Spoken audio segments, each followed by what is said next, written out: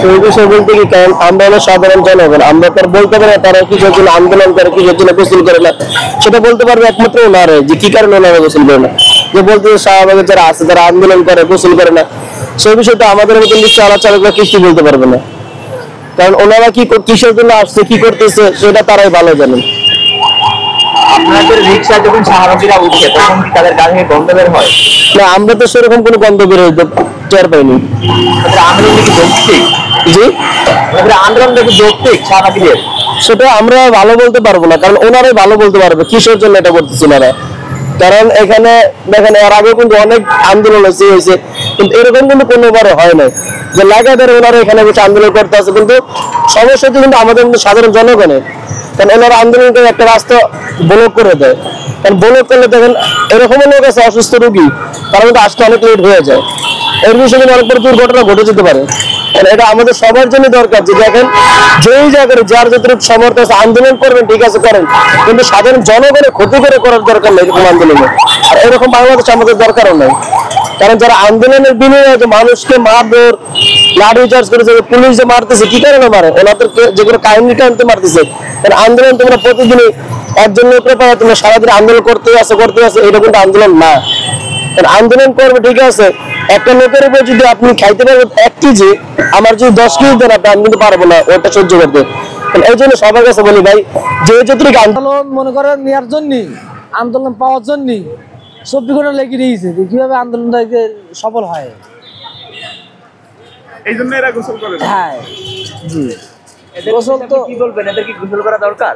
গোসল করা তো মেন না, এদের মনে করেন যেটা দাবি আছে সেই দাবিটা তো আগে পূর্ণ হওয়া লাগবে, তারপরে সবকিছু হবে। গা থেকে কি দুর্গন্ধ বের হয়? আর তো বলতে পারি না আমি।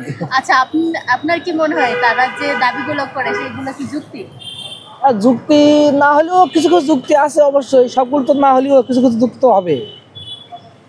আপনি কি শাহবাগীদের পক্ষে নাকি বিপক্ষে? না, আমি তো এদের পক্ষে আছি। মানে আপনি কি গোসল করেন?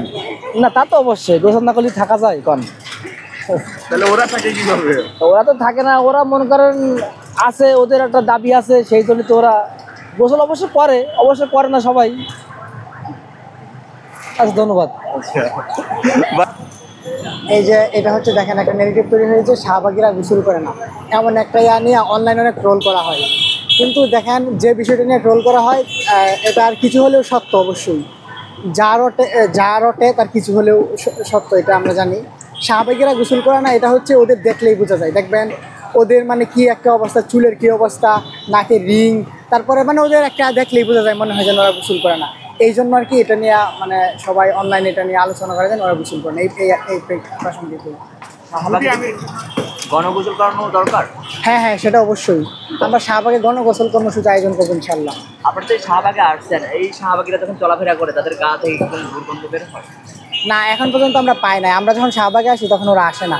ওই লাকি গতকাল যা আসছিল তখন মনে করেন পলায়া যখন সবাই ঘুমাইতেছে তখন প্রেস ক্লাবে আসছিল, কিন্তু আমরা যখন আসি ওরা আসে না। আমরা এখন শাহবাগে আসি, শাহবাগীদের বলো আপনারা এখন আসেন পারলে। কি কারণে আপনার মনে হয় যে এরা গোসলটা করে না? আমরা দেখি যে মানুষের শরীর এটা হচ্ছে গোসলটা খুব জরুরি একটি বিষয়, ওরা কেন গোসলটা করে না প্রতিদিন? এটা হচ্ছে ওদের পার্সোনাল বিষয়, ঠিক আছে। এখন দেখেন, একটা মানুষকে কিন্তু দেখলেই বোঝা যায়। দেখেন, একটা রাস্তায় একটা পাগল আছে, ওনাকে দেখলেই বোঝা যায় উনি গোসল করেন অনেক দিন ধরে। এখন শাহবাগীদের দেখলে মনে হয় আমাদের এরকম মনে হয় যে ওরা গোসল করে না, এই জন্য আর কি এটা বলা হয়ে থাকে।